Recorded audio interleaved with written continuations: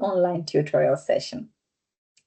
This week we are going to solve 3 short answer type questions, and some of you have already prepared your draft and shared it with me. I really appreciate the time and effort that you have taken in preparing those tutorial answers. I can guarantee you that I have gone through all the submitted tasks, and tonight I will be sharing feedback with you guys so that you know what's really worked for you guys, and if something you need to improve, how you can improve.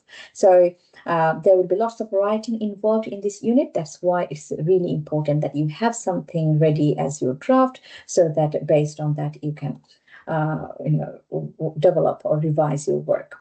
So tonight, the tutorial questions we are going to explain, it's based on, let me share my screen with you all.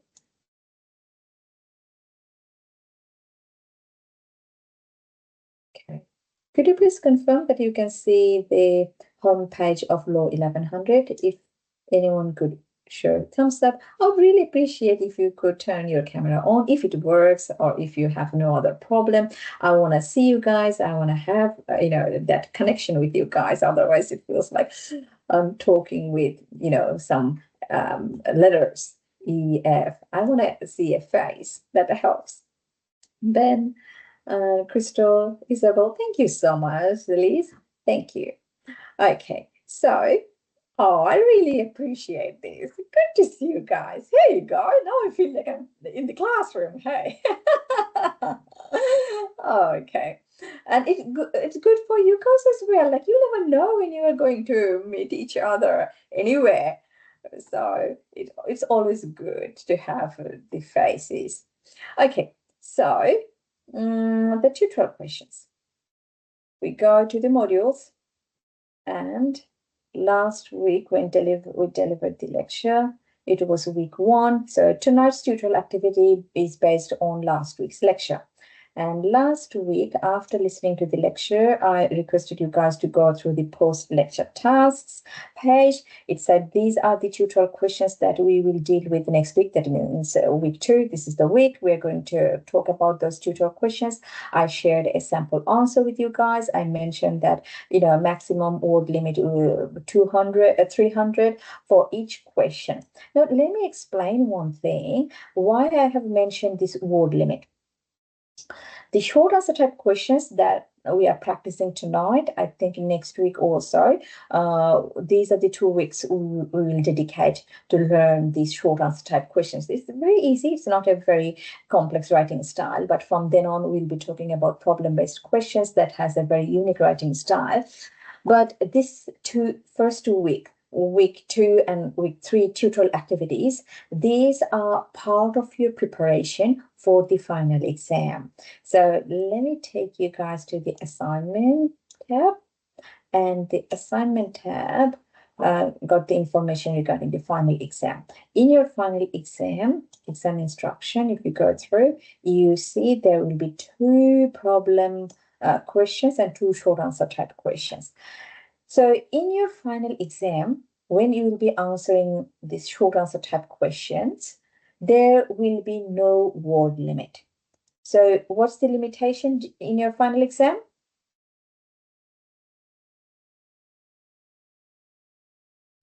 If you have no word limit? Yes? What is that? There isn't one? There is no word limit, but there is a time limit. You have to finish your answers within 3 hours, right? And you will see when we start talking about problem-based questions, it takes ages to solve problem-based questions. Or to read the problem question, to come up with the structure and plan for it, and actually writing it takes a way longer time. So in your final exam, for the short answer type questions or any answer question, there will be no word limit, but there will be a time limit. So I have mentioned 300 words for a few reasons. You can say, tense in the final exam, there is no word limit. So why you are imposing a word limit on us? As I am teaching this unit for a long time now, I have noticed that in an exam environment, if you can produce at least 300 words for each of those two short answer type questions, that's enough. That secures a good grade. But at the end of the day, it depends how much time you're going to allocate in your exam to write these short answer type questions. I won't make any comment at this stage because we have not dealt with problem-based questions yet.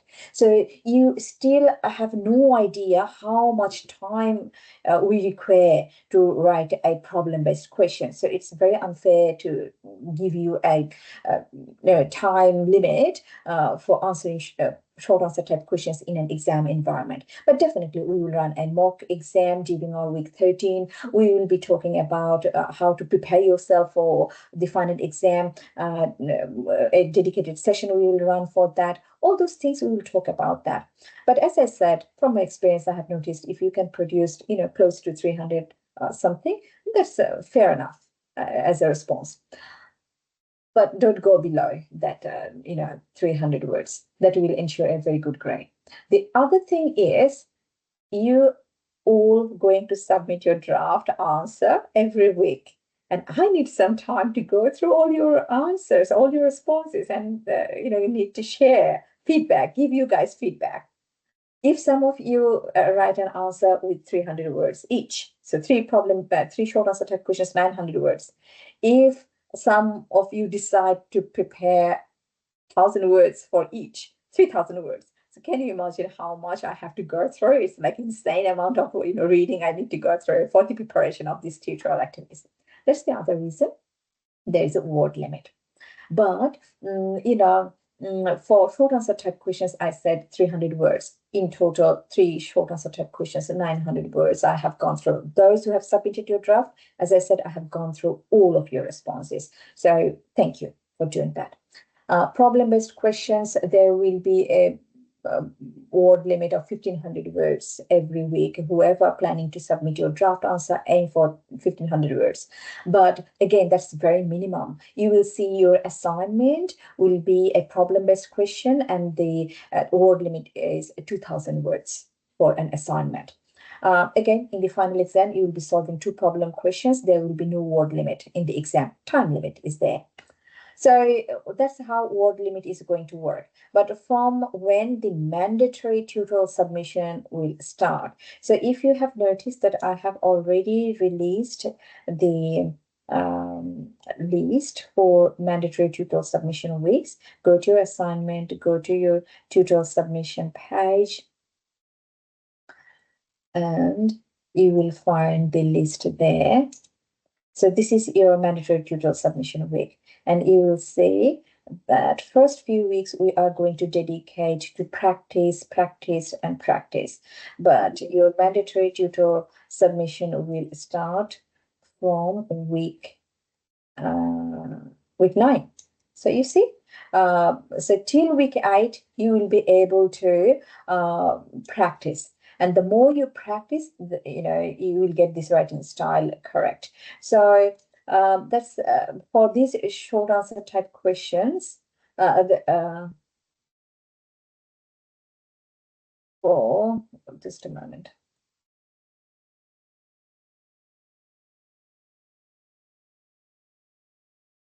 Okay.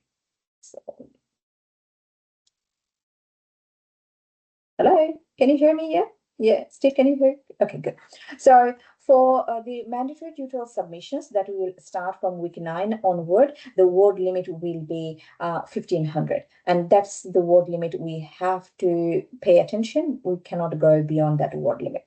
So tonight we're going to solve 3 short answer type questions. But before doing that, I want to talk about the marking rubric that we're going to use for these short answer type questions. And again, we have short answer type questions.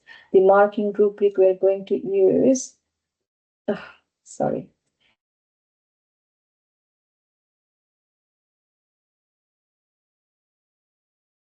Just a moment. I'm struggling. I will start sharing in a moment. Just give me some time.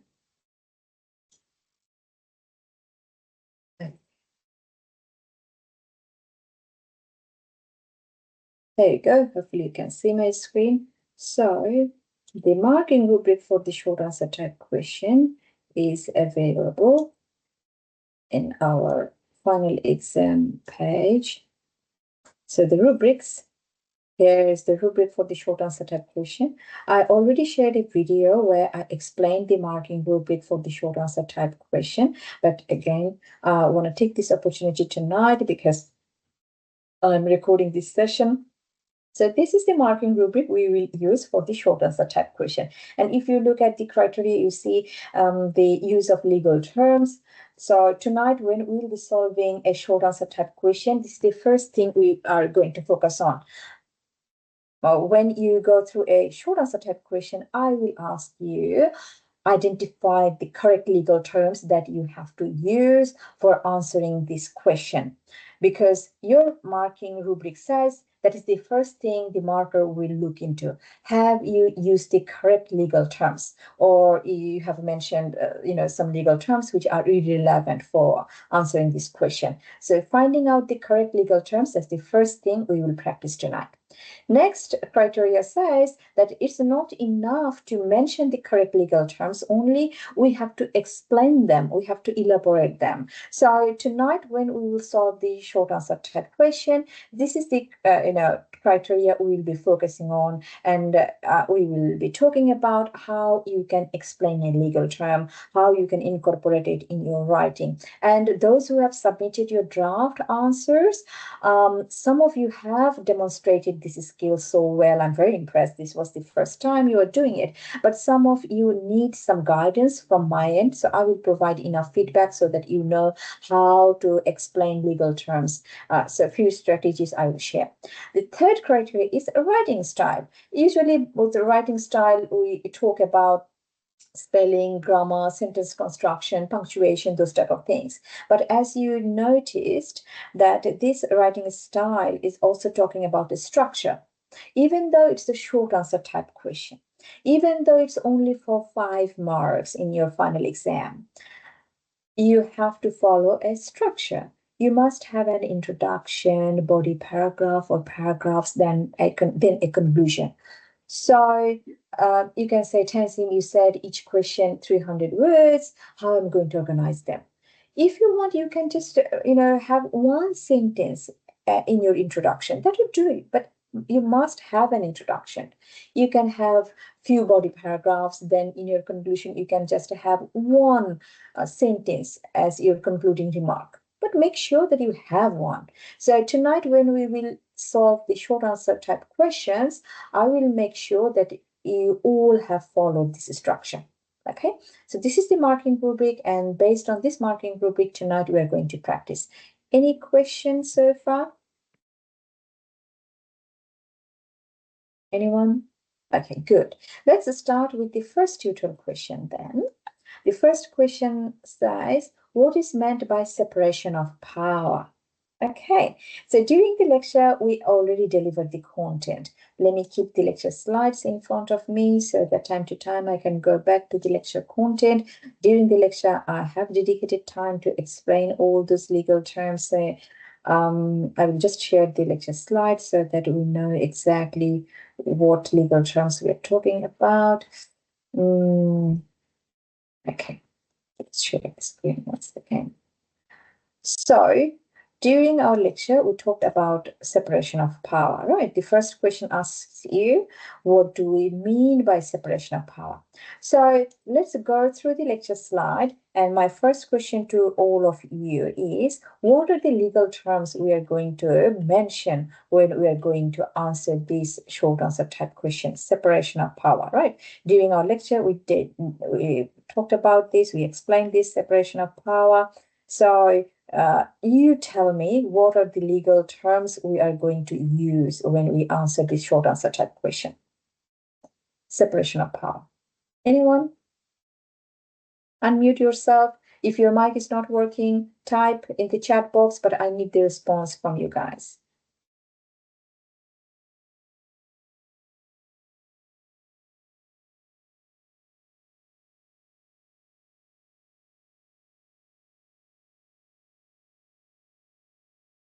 Anyone? Okay, Brian, I can see you have already mentioned legislative, executive, and judicial. Those are the legal terms. Of course, wonderful, spot on. Thank you. Anyone who else can think of any other legal term? I need participation. This is the tutorial time. There is no right and wrong. You're not going to lose any mark. Just on you. Sorry, I was going to say personam. Sorry, Polly, I couldn't follow. Oh, sorry. I might be getting this totally wrong, but a legal term we might use would be personam, like when we're talking about equity, like equity court. Okay. So referring to Okay, I think I got it. I got it, Polly. No worries. I appreciate that you're sharing. Thank you. We will talk about that legal term, but not in this question, in a different question. But I appreciate that you have shared with us. So you say the marking criteria said we have to use correct legal terms, right? If we are using wrong legal term, it will impact our grades. It will show that we do not understand what the question is asking and what are the correct legal terms. So I really appreciate if you guys engage. Unless you are sharing your views, I won't be able to know what's wrong. But while I went through your responses, some of the feedback, some of the comments I have copied from your responses, and I have put together in this feedback document. So tonight, when I'm done with the tutorial session with you guys, but not tonight because tomorrow I will run the on-campus tutorial session. So after completing the on-campus tutorial session, I will share 3 resources with you guys related to this tutorial. The first document will be a guided solution. So whatever responses whoever submitted as a draft, as I said, I went through, but still I will be sharing a guided solution. So if you match your answer with that guided solution, you will know that whether you were on track or not. But tonight, I will give you some feedback. Apart from this, feedback during the online live session, this is another resource I'm going to share with you. This is a guided solution. It is step by step, it will guide you how to come up with a correct answer.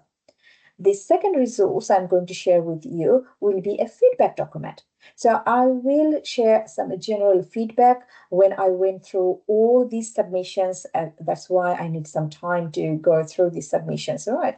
I mentioned that during the, you have to give me some time so that I can go through. So Tuesday, every Tuesday by 9 a.m. in the morning, if you upload your task, I have a dedicated time frame so that I can go through all your submitted tasks and prepare this document and share with you all.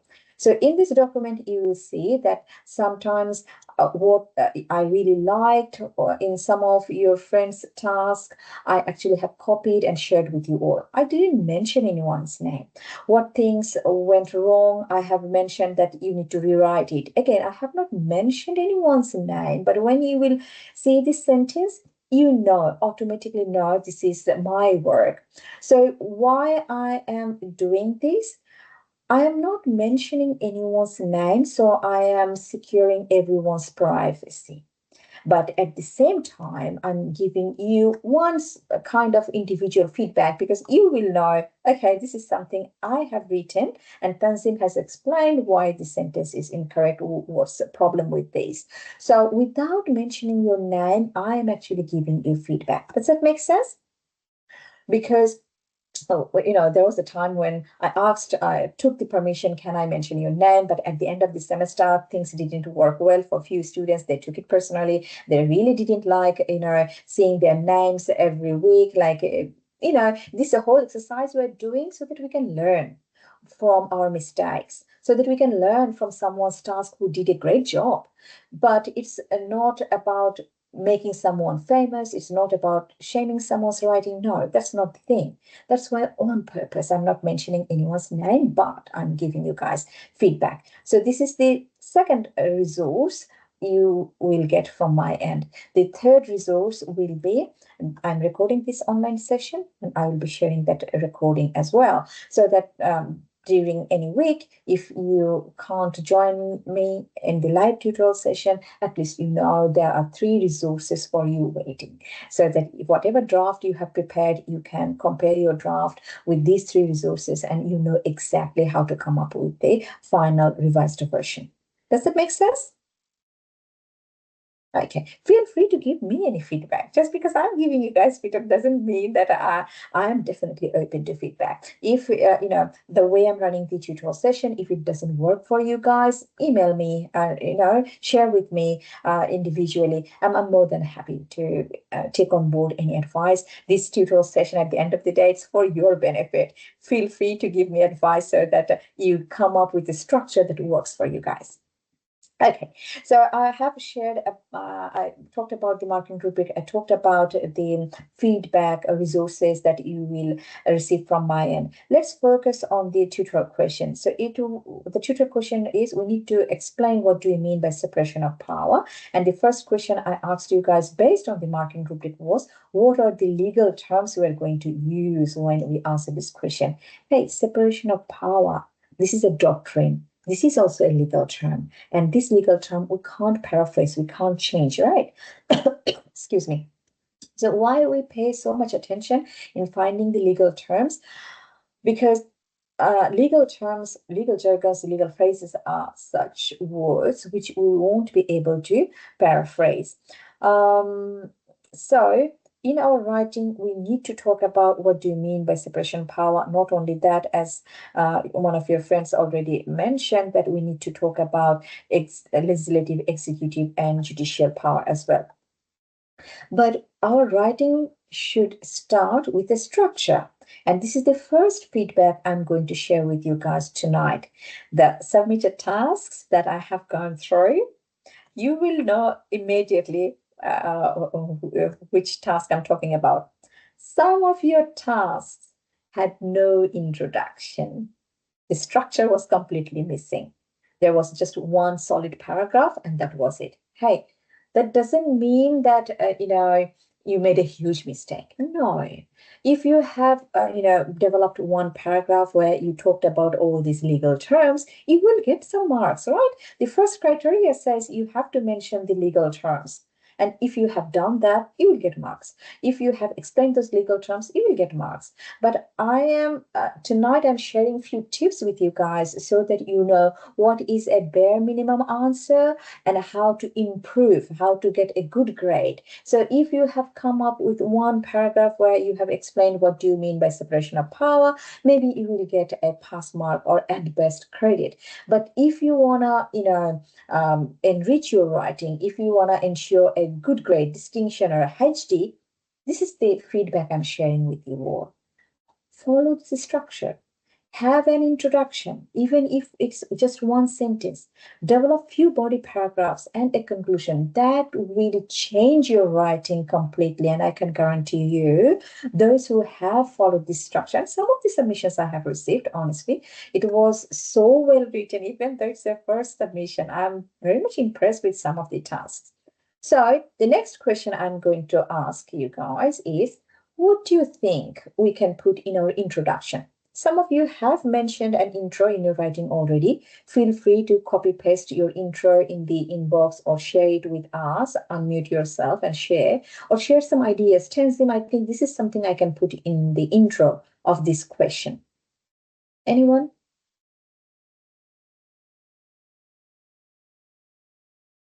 How to start this question? What to put in your intro?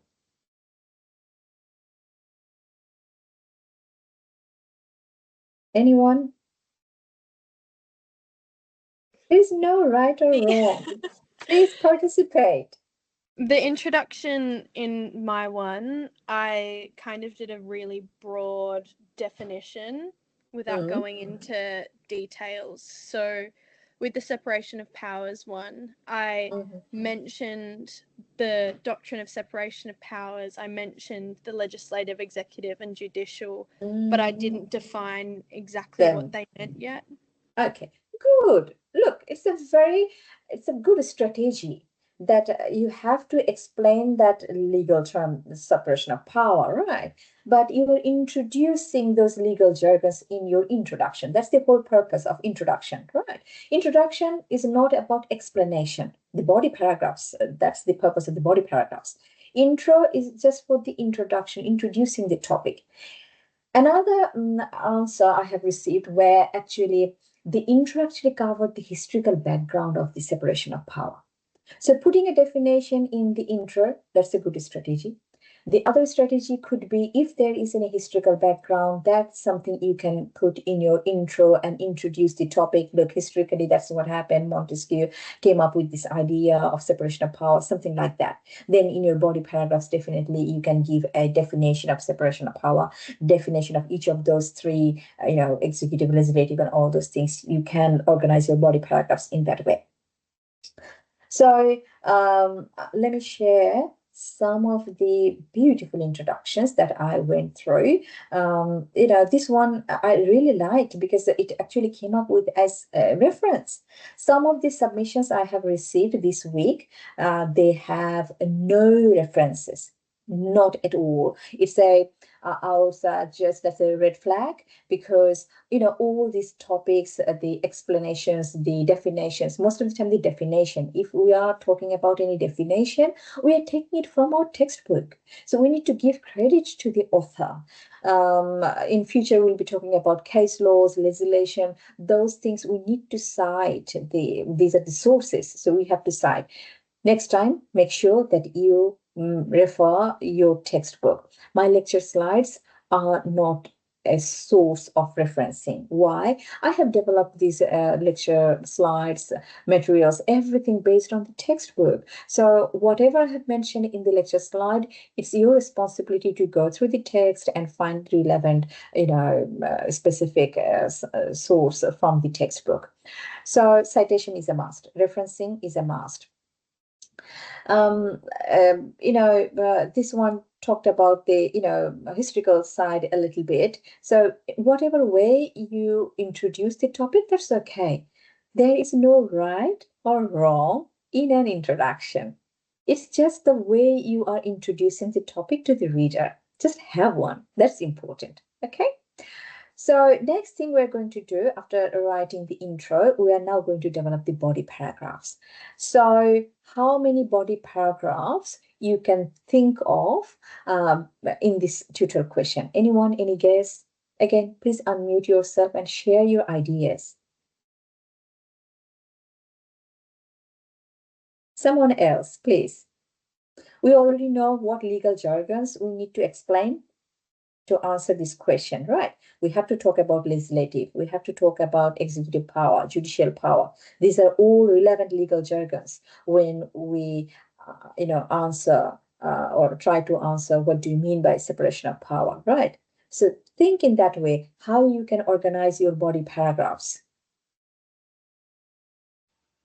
I don't know if this is correct, but I did a paragraph for each different type of Wonderful. power. You did the right thing, Bella. Wonderful. So never hesitate, as a law unit, though it's not for lawyers, but I always recommend my law students that be loud and clear. Sometimes even if confidently you talk, whatever mistakes you made, no one notices. So make a habit of that. In my unit, during the tutorial sessions, I want to see this, that you guys are talking, you guys are engaging, okay? You're absolutely right. So yeah, aim for 3 short paragraphs. Brian, you are absolutely right, to explain these 3 legal terms, okay? So you have 1 paragraph to explain what do you mean by legislative power. So again, I'm going through the lecture slides. So when we are talking about the legislative power in 1 body paragraph, you can say, Tanzim, how this can be a paragraph. I have just used 1 sentence to explain what do I mean by a legislative power. Can that be a paragraph? Look, that is not an ideal situation, just to have 1 sentence as a body paragraph. Let's think about it. What in how many different ways we can explain this legal term, legislative power, right? You can provide a definition of this legislative power. So during the lecture, I mentioned that legislative power means the lawmaking power through the parliament. That is what we mean by legislative power. So when you are explaining any legal term, these are the tips I'm sharing. Tonight, I'm sharing tips. During the lecture, I already gave the content. So take notes. What are the tips? What are the strategies you can follow in future? In the exam, you may not get the same question, but these are the tips. If you follow, you will be always on track. So whenever you are explaining any legal term, the first thing you can do is give a definition. Okay, so what do you mean by legislative power? The making of law through the parliament is known as legislative power. Then what's next? You can mention, who are the part of this legislative power? The parliament members, the king, has its representative, right? Then Senate, they constituted the parliament members. So give a definition of legislative power. Then who got that legislative power? Who enjoys that legislative power? Explain that. So that can be your second sentence, right? Another thing, I think two of your friends submitted the task, and I'm so happy to see it. And that's why I dedicate time to go through all the submitted tasks. They actually have mentioned that, the legal document, Australian Constitution, that actually has explained who will enjoy what type of power. So the legislative power, who will enjoy that, executive power, who will enjoy that power, judiciary, what type of power they will enjoy. Everything has been mentioned in our Constitution, Australian Constitution. So some of your friends actually have mentioned Australian Constitution. Chapter 1 of the Australian Constitution dedicates this legislative power to the Parliament. Chapter 2 of the Australian Constitution dedicates power. So if you refer the Constitution in your answer, that will ensure a very good grade. That will ensure that you not only understand the legal jargon, you also know the legal document, Australian Constitution. Does that make sense? So I shared 3 tips how you can explain a legal term. Does that make sense? And these are the strategies you can follow to explain any legal term. So you can have your intro, then you can have your body paragraph, and first body paragraph, you are talking about legislative power. In the same way, now you develop your second body paragraph where you will be explaining executive power. What strategy you are following? Give a definition of it. Explain who got that executive power. In your third sentence, explain from where they got this power. They enjoy this executive power, but how? Based on what legal document? The same thing you do regarding your judicial power. So you see your body paragraphs, these are well developed. 3 well-developed body paragraphs. Does it make sense? Okay. The next thing we need to do is writing a conclusion. Even though it's a short answer type question, I mentioned, come up with an intro. And for this specific question, you can put the historical background as your intro. Then you can give a definition of separation of power. You can talk about these 3 different types of powers. Oh, excuse me. And in your body paragraphs, you explain these 3 separate powers. Then in your concluding remark, what you can put as your concluding remark? Anyone? Any idea? Share it with us. The Tansim in my writings is what I put as a conclusion.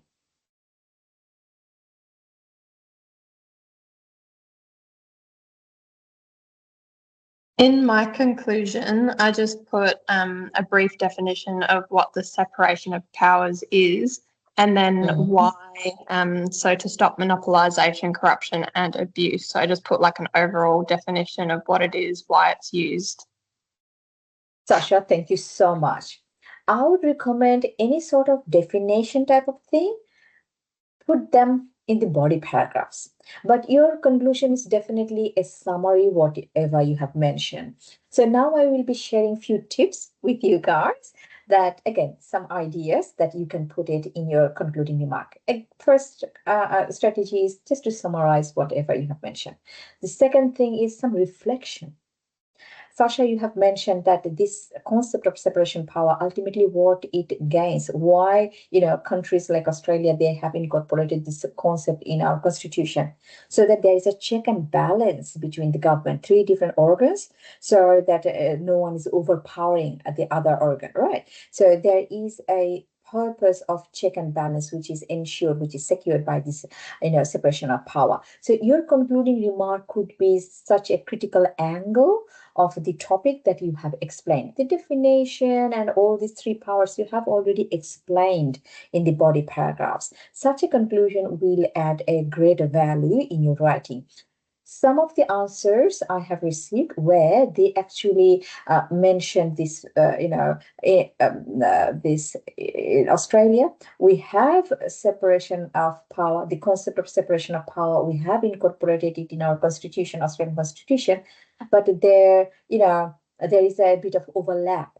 So judiciary is completely separate from other 2 organs, but there is an overlap between legislative body and executive body, right? So that is something you can also think of putting in your conclusion, right? So does that make sense how we are going to? So when I went really slow with the first tutorial question, because I'm sharing few strategies, few tips with you guys, so that in future you know exactly how to write this sort of answer. So I talked about the writing structure, intro, body paragraphs, and conclusion. The first feedback I shared with you guys was some of the responses I went through, they lack this structure. Make sure from next time you are following this writing style, the structure, intro, body paragraphs, and conclusion. The next feedback I'm going to share with you guys is some of the responses were very brief. Okay, a few responses were spot on, like not only 300 words. I think some of the responses I went through was above 300 words, so more than 300 words. If you are preparing those notes for your preparation for the final exam, wonderful. Keep doing that. But some of the responses, honestly, I received, it was so brief.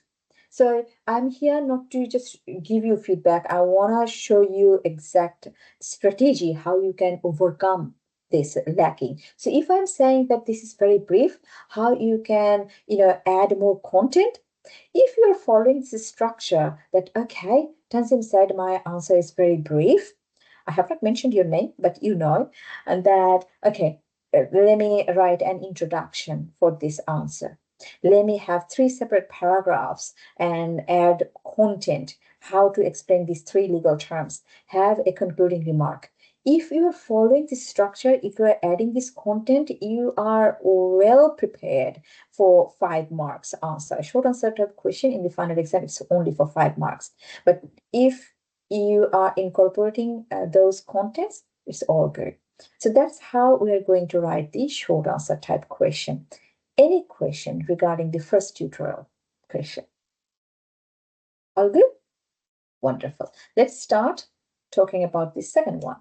The second one, okay, before I proceed, I think I have a feedback to share.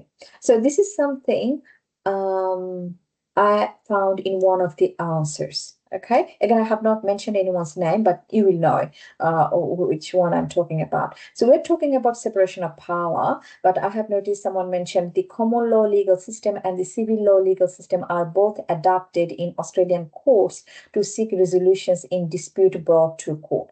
Look, in plain English, it looks like, okay, that's a correct sentence, but from legal point of view, it's completely incorrect. It is talking about common law legal system and a completely different legal system, civil law legal system. And in Australia, we only follow common law legal system. We do not follow civil law legal system. European countries, France, Germany, Japan, they follow civil law legal system. So this sentence is legally incorrect. Again, this sentence, in WA, the Australian Commonwealth has a separation of power. WA, Western Australia, is a state, whereas Commonwealth is the big thing. All 6 states and territory, fall under the Commonwealth. Separation of power is not talking about Commonwealth and the states. That's a different legal jargon when we will be talking about, separation, division of power. Division of power is something which talks about Commonwealth and the states. So it is not relevant for separation of power. So this sentence itself is incorrect, and it definitely doesn't fit for this short answer type question. Separation of power is the fact that law, the power is divided in three, the executive. Again, this is incorrect. Law, the power is divided in three. No, it's the government bodies. They are the powers have been distributed among three organs, and the Australian Constitution has done that. So Australian Constitution gave legislative power to the Parliament, executive power to the executive body, and judicial power to the judiciary. So I have not mentioned anyone's name, but I hope you know by yourself that these sentences are incorrect, and I am trying to show you why these are incorrect. Okay, so this feedback document, definitely I will share with you guys. Let's now talk about the second tutorial question, which is explain the main differences between a common law legal system and a civil law legal system. Okay. So what writing style we are going to follow? Tell me. What structure we're going to follow when we start writing the answer? What's the first thing we need to do? Introduction. Yes. I will appreciate if others, respond to my questions. I want everyone's participation. If your microphone is not working, type the answer in the chat box. Okay, that's a good gesture. Otherwise, at the end of the semester, you will feel like only one or two students dominated the tutorials. No, I don't want to give you guys that feeling. I want a very engaging and informative session. I want to make sure that all of you get the floor to talk. There is no right or wrong, especially in law. Make sure that you talk. Unless you share what you are thinking, I won't be able to identify or show you, look, this is why it is not correct. So make mistakes during the tutorial session. Rather, I will encourage you to make mistakes during the tutorial session. Okay? So first thing we're going to do, we need to come up with an introduction. Right. So the Martin rubric says that we have to find out the correct legal terms. So to answer this question, what are the legal terms you can think of? Anyone?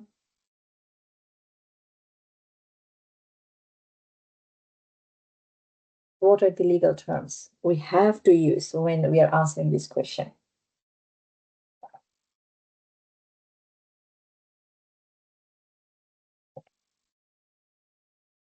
Identifying the legal terms, this is very important. Tanya, thank you. Yes, Karina, do you want to say something? Not sure if Sasha, go ahead, one by one. Precedent. I was just going to say precedent. Precedent is a legal term. Definitely we can use that. Thank you, Sasha. Was it Sasha or Karina? Sasha. Okay, wonderful. Karina, go ahead. I guess the civil law and Civil law legal system the common itself, law that's a legal systems, yeah. phrase, right? We have to use that. The question says that we have to use it. And Brian, I can see you have typed it in the inbox. I really appreciate that you are getting engaged and involved in this discussion. Yes, common law legal system, that's a legal term. Civil law legal system, that's a legal term. We have to mention them. Right, so let's go to our lecture slides and let me ask you one question.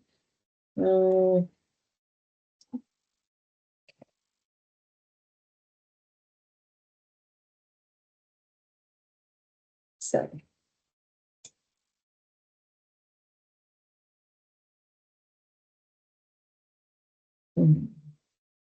These are the legal terms, as you guys have mentioned, common law legal system, civil law legal system, that we have to explain or we have to mention in our writing. Under which topic we talked about those legal terms? You tell me. These are the topics we covered during our week 1 lecture. So under which topic we have talked about or explained those legal terms?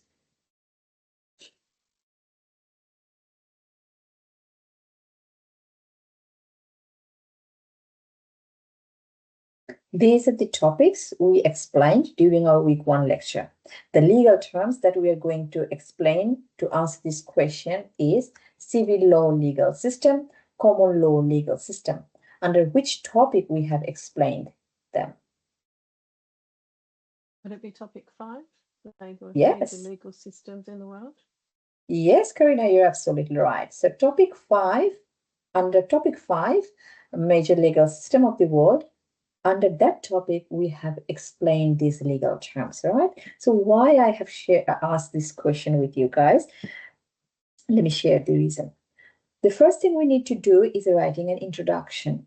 While we were solving the first tutorial question, I shared that you can, there is no right and wrong, or whatever you want, you can put in your intro. But tonight I'm sharing a few tips with you guys how to write a good introduction. Right. So first tip I shared, you can put the definition in your intro, but I would rather say, give a thorough definition or explanation of these legal terms in the body paragraphs. Rather, if there is any historical background, that's something you can put in your intro. The second tip I'm going to share with you guys tonight is, whatever legal terms you are going to explain in your body paragraphs, try to find out these legal terms fit under which topic. And the lecture slide is definitely going to help you. So from this lecture slide, you all know this common law legal system, civil law legal system, all these legal terms fall under this topic 5, major legal systems in the world, right? So try to find out the topic and introduce that topic in your intro. So talk about the major legal systems of the world. What do you mean by a legal system? What are the major legal systems in the world? Then you introduce that, in the world, there are different types of legal systems, but civil law legal system and common law legal systems are the 2 major legal systems. So during the lecture, I gave a definition of legal system. Like every country, they have their own system based on which they apply law, their legal system functions. That's the legal system of that country. So introduce the concept of legal system. What do you mean by a legal system?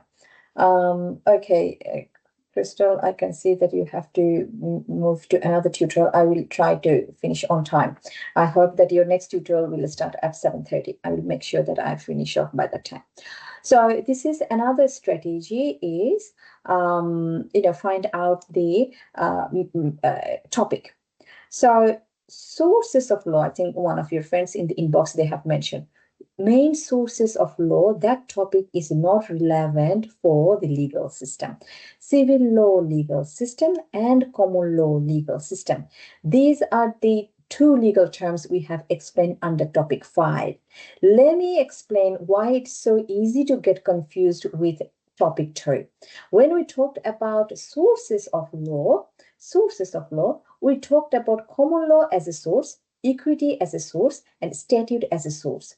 We are not talking about the sources of law while we are answering this second tutorial question. We are talking about the major legal systems of the world. So that is what our focus would be. So common law is a source, but it is not a legal system. Common law legal system is what we are going to explain. Does that make sense? So source is not our topic here. Legal system, major legal system of the world is the topic. So thank you for sharing this. Now, very quickly, as I said, in your intro, you can introduce the major legal systems. So in your body paragraphs, how you can talk about these differences. Now, the feedback. The answers that I have received, they followed a writing style. They had their introduction, then 2 body paragraphs they have developed. One body paragraph, they focused on the common law legal system, and in that paragraph, they have explained whatever they know about common law legal system.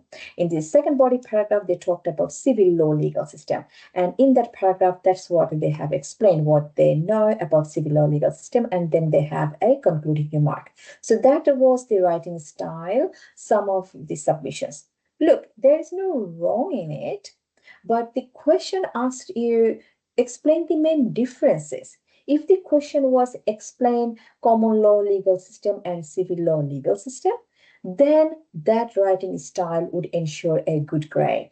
But if the question asks about differences, and keep in mind in your final exam or in future, you may get a separate question where you have to show the difference between one legal jargon versus another legal jargon. How to do that? There are a few ways you can show the differences. As I'm teaching this unit for a long time, there was a time when I received few responses where they prepared a table. And in that table, side by side, they tried to show the differences.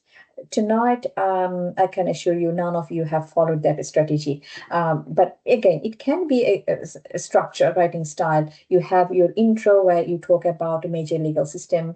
Then in a table, you can show the differences side by side. But if you're following that writing style, I would say just because you are producing a table doesn't mean that you will, incorporate in just bullet points. Even in a table, you have to explain, elaborate the concept. Why? Your marking rubric says that you have to explain, you have to demonstrate your legal knowledge that you can explain them. So table format can work, but I would suggest, I would actually share the answer that I really liked was like based on the, point of differences. So how two legal systems were different. Who can tell me some of the differences between these two legal systems? Anyone can think of any differences between these two legal systems, civil law legal system and common law legal system? If I want to hear how these two are different, what's the first point of difference you can think of? And go through the lecture slides.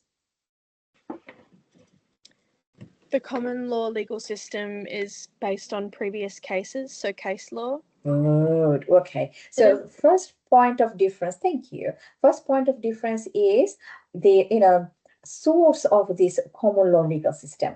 Common law legal system has developed based on case laws or precedent. That's why they are known as unwritten law, right?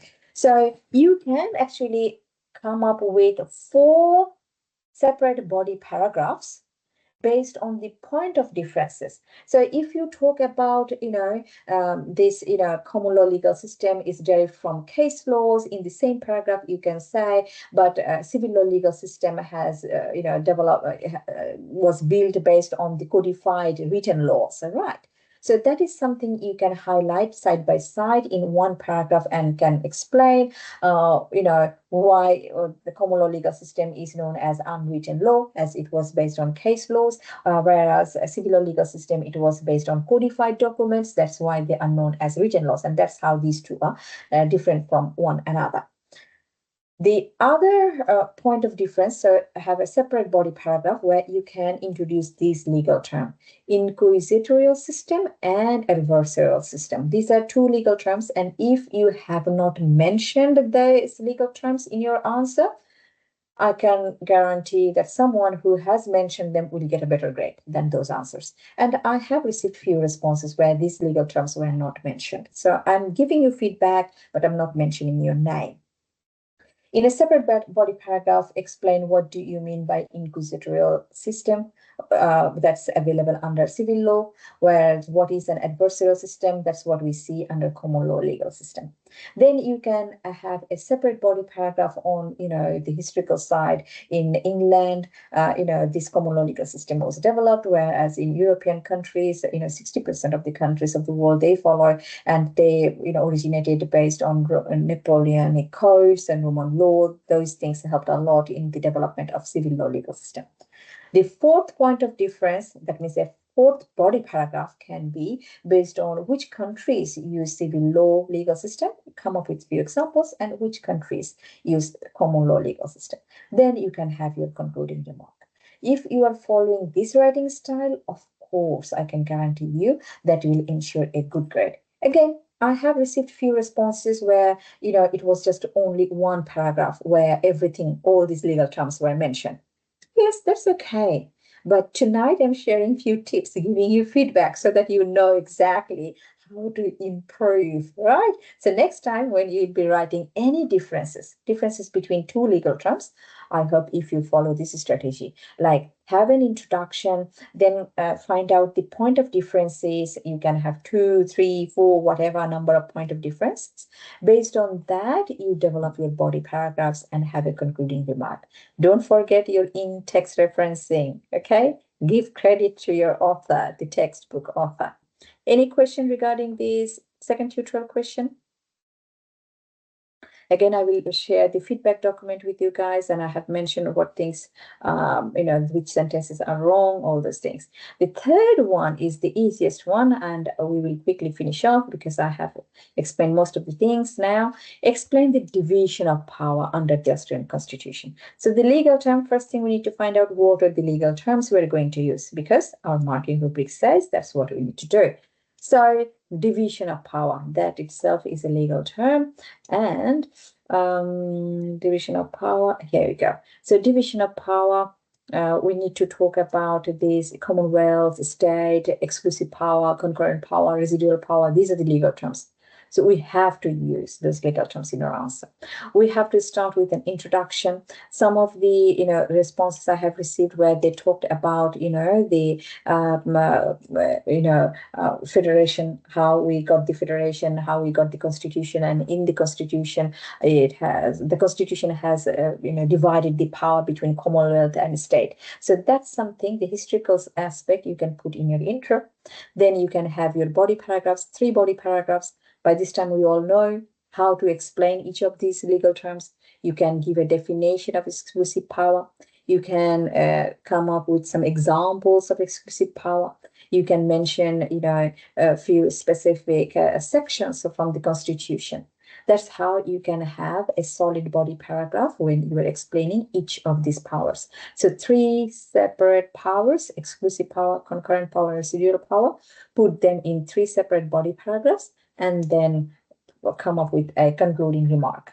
Again, what to put in a concluding remark? There you can summarize whatever you have mentioned, but I will say avoid any definition in your conclusion, because that's something you need to put in your body paragraphs. This is something you can put in your conclusion, and I think some of your friends, they have mentioned that if there is any inconsistency between these 2 sets of laws, our Constitution highlights that Section 109 provides that the state law, to the extent of inconsistency, will become invalid. So that's how we are going to write these short answer type questions.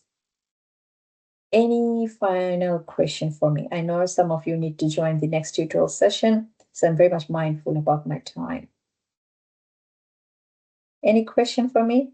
Okay, to summarize what we have discussed tonight, first I took the opportunity to go through the marking rubric. That is very important.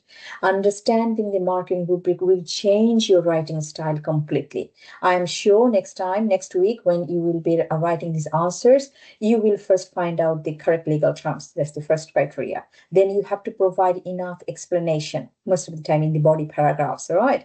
And the third thing the marking criteria says is about writing style. Don't forget about the structure. Don't forget about referencing. Okay. I also shared few tips, what you can put in your intro, how you can explain a legal term in your body paragraph. If there is a distinction, if the question asks you to show distinction or differences, how to do that, and what type of things you can put in your conclusion. So those things I have covered tonight. Okay. So with this, I conclude.